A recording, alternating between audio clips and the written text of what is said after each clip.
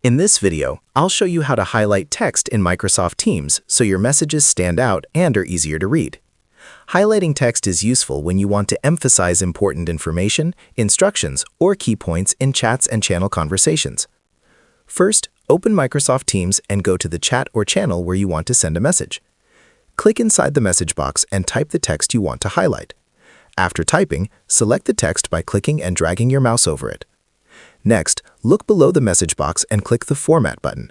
This opens the text formatting toolbar. From the formatting options, click the highlight icon and choose a color. Your selected text will now be highlighted with that color. Once you're done, press Enter or click Send to post the message. The highlighted text will appear exactly as you formatted it, making it more noticeable to others. You can use highlighting along with other formatting options like bold, italics, or bullet points to make your messages even clearer. And that's how you highlight text in Microsoft Teams. If you found this tutorial helpful, leave a comment, hit the like button, subscribe to the channel, and turn on the notification bell for more Microsoft Teams tips and tutorials.